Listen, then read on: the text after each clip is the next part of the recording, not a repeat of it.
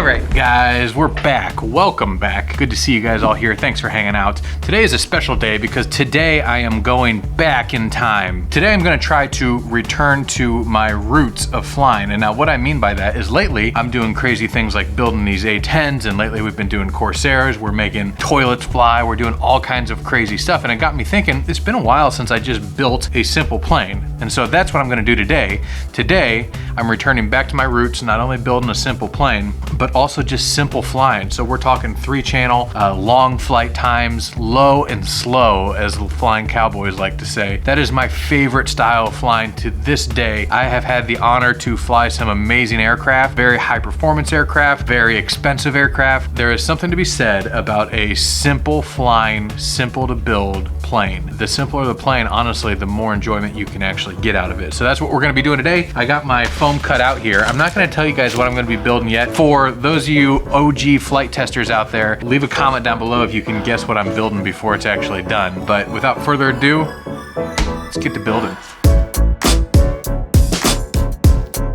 All right, so if you guys are new here, if you're one of the 42,000 people that have joined us in the last month, welcome. Thank you for subscribing, and thanks for hanging out with us. If you're new to these planes and you're wondering like, what the heck, is he building cardboard plane or something? It's actually not cardboard. This is actually foam board. There's foam in the middle, and then it has paper. The brown stuff is paper on the outside, and it is originated from the dollar store. We used to buy foam board from the dollar store, same type of foam board that you do your school projects on, and we've been building planes out of these now for a long time. Like almost 10 years. Turns out it is a fantastic way to build an airframe that performs just as good as some of the traditional mediums like balsa or composite. It flies just the same. You can build a huge substantial plane. The nice thing is when you crash, which you will because crashing is a huge part of the hobby, you only have like $5 or however many dollars into your airframe because it's all foam board. Foam board, barbecue skewers, popsicle sticks, hot glue. We use common materials. So that's what this brown foam stuff is. And now this one particularly, as you saw, was cut out on a laser. Now we have about 50 different planes that we've made over the years, designed and built. They all have free plans. So you can check the links below. We'll link to the free plans for this plane. And you can go to the dollar store and you can build this airframe. Actually, you can build this whole airplane for less than $5, which is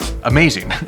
Back in the day, that wasn't even possible. And so to be able to get into the hobby so easily and accessibly is really something that's just become a reality in the last like 10 years or so. So now this one in particular is what we call a speed build kit. Now you probably wonder if this is just like a hobby that we do on the weekend, but this is actually a business, and part of the reason how Flite Test supports ourselves, how we make videos like this one right here, is we sell these speed build kits. Basically, instead of downloading the free plans and taking hours of your day to lay out the plans, cut it out on the foam, trace everything, and yada yada yada, you buy our pre-cut speed build kit, and it just saves the time of cutting all that stuff out with an X-Acto blade. It's basically convenience. I like to say we don't sell kits, we actually just sell convenience. And if you haven't guessed it yet, I am building here the Tiny Trainer. Now this plane is actually several years old now, but this is one of my favorites. And so this Tiny Trainer is very, very similar to the very first plane that I became very comfortable on. And it has trainer tendencies.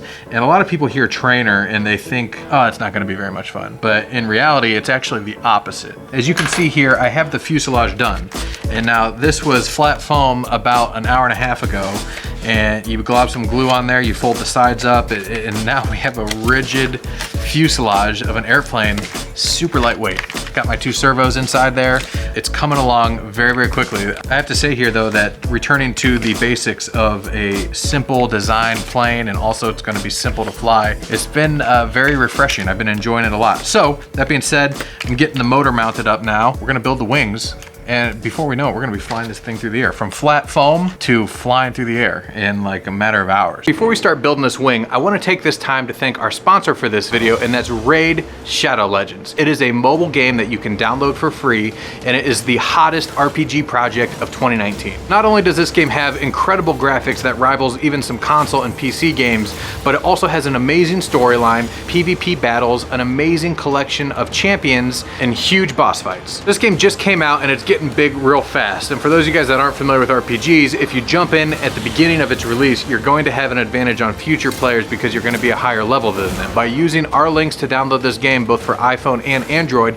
Not only are you helping us out a ton, but you're also going to get 50,000 silver of in-game currency and a free Epic Champion as part of the new player program. Sign up soon because there's a special launch tournament coming up where you can not only win in-game prizes, but also real-life physical prizes. And special thanks again to Rage Shadow Legends. It's because of awesome companies like them that we're able to make this content for you guys. Check out the links below, and let's get back to building because I have a wing to build. Let's go.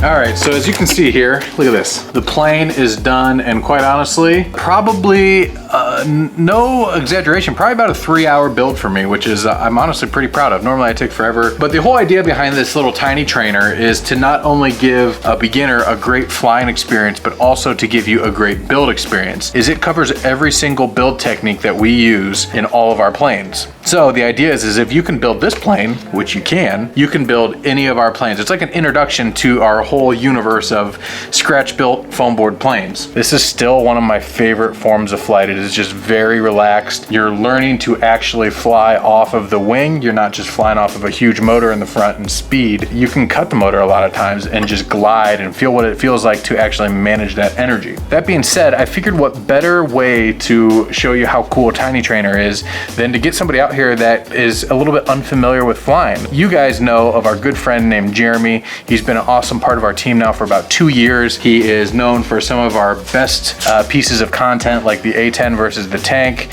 He has been instrumental part of our team. The funny thing about that is that while he is very, very busy, he very rarely has any time to fly. So you see him building quite a bit. You don't see him flying too often.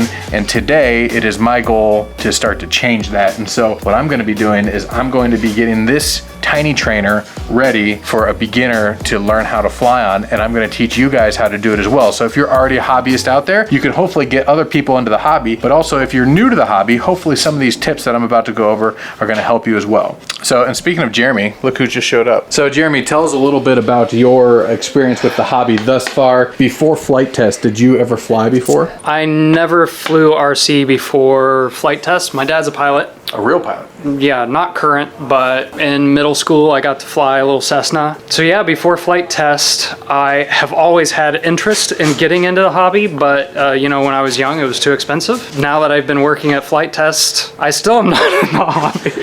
Well, here's the funny thing is that we make videos about flying, and Jeremy's job is to make those videos. So typically when there's flying going on, he's holding a camera, and it's my goal to kind of switch that. And I think this Tiny Trainer here, man, you and this plane are going to become very good friends. This is awesome, man. Thank you. I am looking forward to flying this. If we want to go deep for a minute. So in my Thor's Hammer video, I talked a little bit about struggling with anxiety and depression. Actually, my diagnosis is PTSD. And so it's been challenging for me to fly because every time I go to fly, I have a lot of anxiety about it. It's something that's not logical. It's just a visceral reaction. So I spent a little time on a simulator, and I was even having anxiety about crashing in a simulator, which is crazy. I am going to conquer this.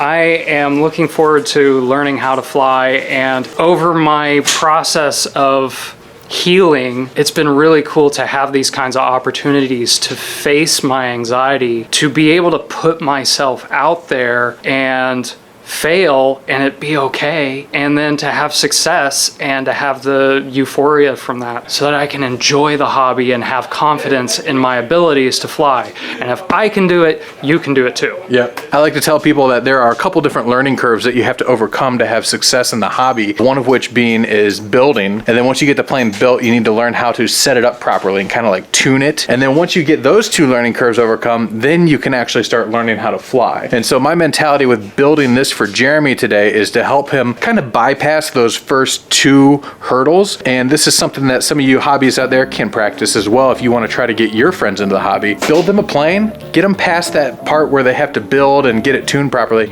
and get them right into the flying. You'll learn if you get that success early, it kind of changes your mindset a little bit, and it's going to allow you to have more success in the future. So without further ado, enough talking, we got to get to painting so we can go out and fly. All right, guys, so as you can see right here, the plane is done, and actually pretty proud of my paint jobs. I've been getting more and more comfortable with the old spray paint can. Did a little bit of pinstriping this time. It actually worked out pretty well. So check this out. Dude, I love the color. I love the pinstriping. Why did you have to make it so beautiful? I don't want to wreck it. So this is one of the key things to getting new people into the hobby. If you're a hobbyist out there and you're thinking about getting your buddy into the hobby, when you're going through this process, you want to make sure that you are using a plane that you personally are not attached to. You can't have any attachment to your plane or this is not going to work. And so I built this plane specifically with Jeremy in mind. I wanted to give it to him. If it does end up crashing, it's just not a big deal because crashing is a big part of the hobby. Now, that being said, for the first couple flights with Jeremy, I have what's called a buddy box set up. And so we have our traditional transmitters here and they are hooked up. So check this out. So this is my controller, that's Jeremy's. I have control right now. And when I hold down this button, Jeremy moves the sticks. Now he has control. He starts to crash, I let go of the button, and I have control back, and he does not have control. Josh said something this morning that resonated with me. Enjoy the crashes. Yes, embrace them. Like, the crashes are a part of the fun. It's true. It's gonna be fun.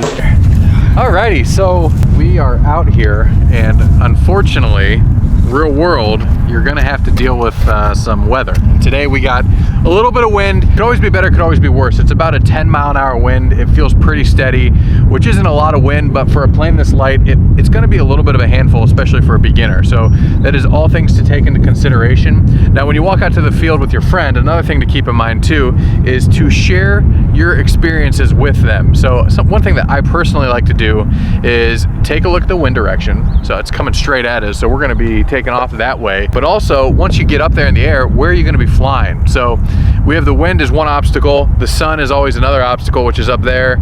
We have some trees and stuff right there. So right now, Jeremy, I'm thinking we're gonna take off and we're gonna fly a nice like left-hand pattern right here, keeping it in front of us so we never have to turn around and fly that way. Now, obviously things don't always go to plan, so we can adjust if needed, but that's the goal, is to let's try to keep it in front of us. So I'm going to take the plane off and I'm gonna show him myself doing it first, and then with the buddy box system, I'll pass the controls off to him. So cool. Alrighty, I'm gonna go this way now because it feels like the wind shifted again. All right, relatively calm, and we're gonna put it into a nice left-hand pattern right above the building, between the poles and the building, above the building, just like that. All right, so just keep it coming around left. I'm passing you the control as soon as I turn it around here. There you go, that's you. Left, left, up, pull back. So left and pull back is your two main controls. Yeah. Occasionally right to counteract your too much left. A little bit more throttle. Nose down, there you go. Oh, I got it. So that was great though. The wind has shifted, so right now that's going into the wind. Yeah. And as soon as you turn downwind, like right here, it just takes you. It's going to take off, and so almost immediately you want to be pushing that left aileron control. It's technically your rudder, but it's hooked up to your aileron. Just keep pushing on it and have faith that it's going to push it around, because at first it might not feel like it, but it'll turn around. So we're going into the wind here. I'm going to give you control. Left and up. That's what you want to focus on. Left. Go ahead and push it. Whoa, that one took me real good. Now left again. Yeah. There you go. There you go. That's great, dude.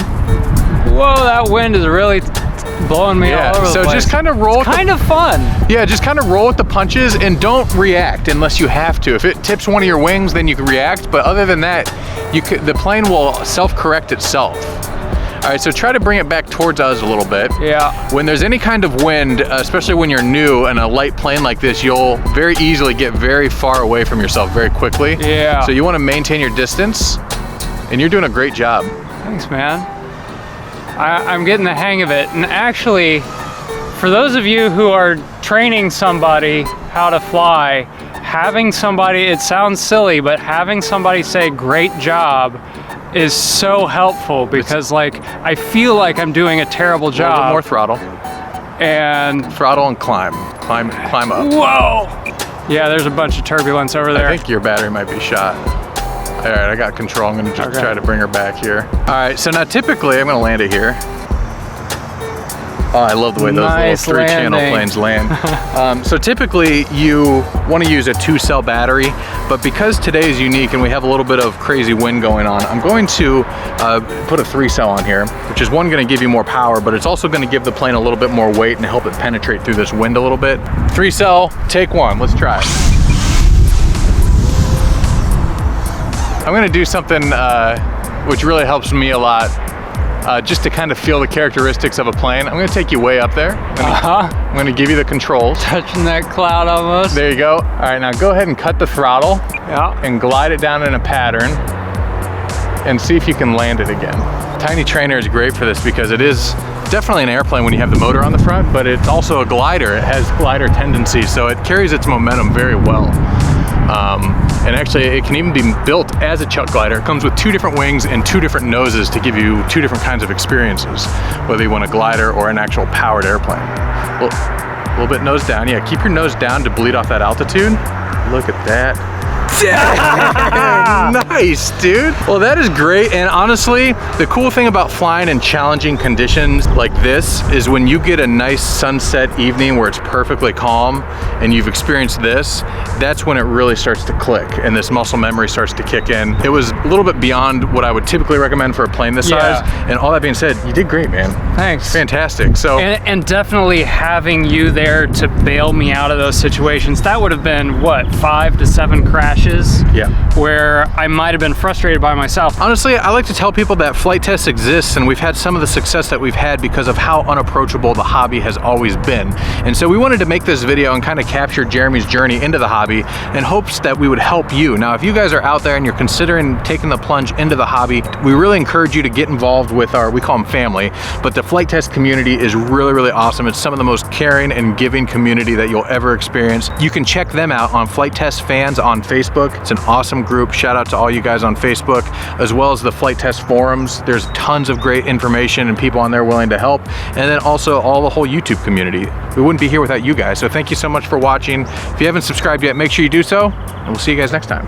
Thanks, Alex. You're welcome, man. You want to go put another battery in it? Let's do it. Now we can crash.